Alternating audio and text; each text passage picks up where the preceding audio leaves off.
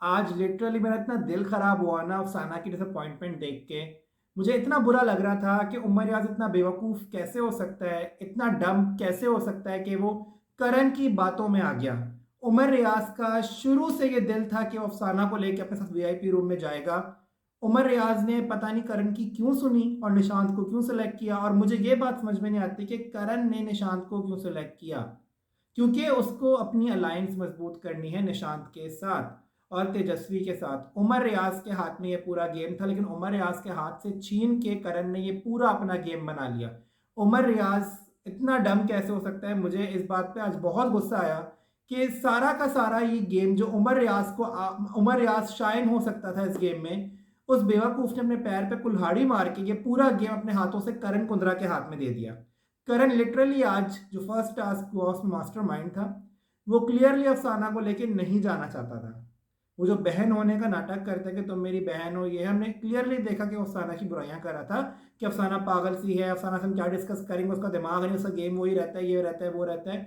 उसने पूरा उमर को दिमाग में घुस के ये पट्टी पढ़ा दी कि निशांत को लेके जाओ। उमर ने क्लियरली बोला कि निशांत जो है मुझे कैप्टन बनाना नहीं चाहता था, अगर वो बनाना चाहता होता तो वो दरवाजे के अंदर ना घुसता। और वो यही बात थी, निशांत एंड तक बस चेक कर रहा था ये कौन बनता है कौन नहीं। निशांत ने भी ऐसे ही उमर को कैप्टन बना दिया, उसने किसी बारे में नहीं सोचा था निशांत ने, ठीक है। वो सिर्फ अपना स्टैंड रख रहा था कि वो एंड तक गेम में रहे। तो उमर यार से कैप्टनसी में निशांत का कोई बहुत बड़ा हाथ नहीं है। Let me clear you this first.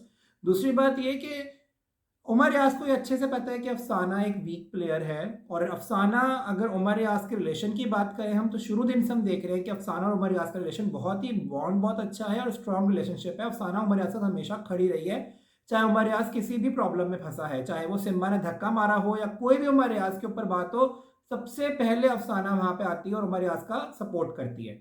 हमने क्लियरली देखा कि उमर यास अफसाना, तेजस्वी और करण को ले जाना चाह रहा था, लेकिन करण को प्रॉब्लम थी कि अफसाना अंदर ना जाए। क्यों? क्योंकि उसको निशांत से अपना अलायंस मजबूत करना था। मुझे ये समझ में नहीं आई कि उमर का तेजस्वी के साथ भी कोई खास बॉन्ड नहीं है। अगर हम निशांत का ये कह दें कि निशांत चलो उमर रियाज ने के ऊपर उसने एहसान किया था, तो उमर रियाज उसको अंदर ले गया, लेकिन तेजस्वी का तो कोई बॉन्ड ही नहीं है उमर रियाज के साथ। तो तेजस्वी क्यों अंदर गई मुझे समझ में नहीं आया। तेजस्वी की जगह भी तो हो सकती थी अफसाना। उमर ने क्लियरली अफसाना को बोला अगर मैं करण को ले जाता तेजस्वी को नहीं लेके जाता तो करण को बुरा लगता। भाई ये कोई करण करण की गेम थोड़ी ना है, ये आपकी गेम है। अपने अलायंस मजबूत करो। अभी जो 3-1 है अंदर वीआईपी रूम में जो 4 लोग हैं, उमर उनमें से अलग है। तेजस्वी का करण के साथ बॉन्ड है, तो करण का निशांत के साथ बॉन्ड है, निशांत करण पे ट्रस्ट करता है, तेजस्वी करण पे ट्रस्ट करती है। तो ये सीधा सीधा करण की अलायंस हुई। इसमें उमर ने बहुत बड़ी बेवकूफ़ी की। अगर वो अफसाना को साथ लेके जाता, अफसाना उमर का साथ देती। और अफसाना जो आज हर्ट हुई है, मुझे इतना बुरा लग रहा था, मुझे दिल से इतनी तकलीफ हो रही थी। मतलब ऐसा लग रहा था कि किसी अपने ने ना बहुत दुख दिया हुआ जैसे अफसाना को, और अफसाना लिटरली बहुत ज़्यादा करती है उमर के साथ। तो मुझे मुझे आज बहुत बुरा लगा ये देख के। उमर को फील हो रहा था। फिर करण कुंद्रा जब वीआईपी रूम में गया, उसने जाके अफसाना की फिर बेचिंग की कि अफसाना को लेकर आते, उसका दिमाग कोई नहीं है, उसको नॉमिनेशन का क्या पता है, ये क्या पता, उसकी गेम सेम रहती है। भाई आपकी गेम भी तो खराब है। एटलीस्ट अगर मैं आज के वक्त में बोलूं तो करण से ज्यादा अच्छी गेम तो अफसाना खेल रही है। अफसाना को देखने में मजा तो आता है, टीवी पे 2-3 मिनट का जो दिखाते हैं उसको। करण तेजरन देख के मैं तो बेवकूफ। मैंने सुबह वीडियो डाली है तेजरन और शारा के, वो आप देख लीजिएगा। मैं कुछ बोलना नहीं चाहता, आई हेट तेजरन। तेजस्वी ने अपनी गेम लॉस्ट कर दी है। Tejasswi will not win this season, ये आप लोग मुझसे लिख के ले लें। करण ही जीतेगा ये सीजन। आप लोग मुझसे लिखवा लें। करण जिस तरह से इन लोगों को लेके चल रहा है ना, वो अपनी गेम बहुत डर्टी प्ले करके इन सबको नीचे गिरा के देखना वो आगे बढ़ेगा आगे आने वाले दिनों में। उमर रियाज का मुझे बहुत दुख हुआ कि उसने अफसाना को चूज नहीं किया, क्योंकि अगर वो अफसाना को चूज करता तो 2-2 होता, तेजस्वी और करण होते और उमर और अफसाना होते। तो मुझे बहुत पर्सनली बुरा लगा फर्स्ट कैप्टनसी जो फर्स्ट वीआईपी रूम टास्क था वो देख के। खैर, उससे आगे बढ़ते हैं हम लोग, बढ़ते हैं जो नेहा और प्रतीक की लड़ाई हुई। आई डोंट नो, मैंने आपको पहले ये बोल दिया था कि नेहा जब अंदर जाएगी तो प्रतीक के साथ कुछ ना कुछ तो ऐसा करेगी, और प्रतीक भी नहीं रह सकता नेहा के बगैर। वो लिटरली आएगा नेहा के पास। उन लोगों का जो कॉलर पकड़ने वाला सीन हुआ, ये फिर लड़ाई झगड़ा हुआ कि दूर रहो मुझसे, ये मत करना आइंदा, ये वो हमें पता था कि ऐसा कुछ होगा, क्योंकि नेहा और प्रतीक दोनों ही दूसरे के बगैर नहीं रह सकते। और इन दोनों को पता है एक दूसरे से अगर ये क्लोज हो गए तो इन दोनों का गेम खराब हो जाएगा। इनका दिल नहीं मान रहा करीब आने को, लेकिन दिल के हाथों मजबूर है। क्लियरली हम लोग को दिख रहा था कि they literally have feelings for each other. But to be honest, Bigg Boss को सजेशन देना चाहूँगा कि इनको अलग ही रखें, क्योंकि हम लोगों को लव स्कूल नहीं देखना। ऑलरेडी यहाँ पे हमने 4 कपल तो देख लिए हैं, मायशा ईशान, तेजरन, शारा, और अब ये नेहा भसीन और प्रतीक का मैं देखने में कोई इंटरेस्ट नहीं है। एंड लिटरली मैं देखना चाहता हूँ बाकी प्लेयर्स को। जैसे हमने विशाल की आज स्ट्रेटजीज देखी कि मैं इन लोगों को घुमा दूंगा, इन लोगों को जो है मैं इस तरह से चलाऊंगा कि इन लोगों को लगे कि मैं इनके साथ हूँ, लेकिन मैं शमिता तुम्हारे साथ हूँ। तो विशाल का गेम अभी भी क्लियर समझ में नहीं आ रहा वो किसके साथ है, वो किसका साथ देगा। मुझे लगता है वक्त आने पे वो शमिता को ही चुनेगा और इन सबको धोखा देगा।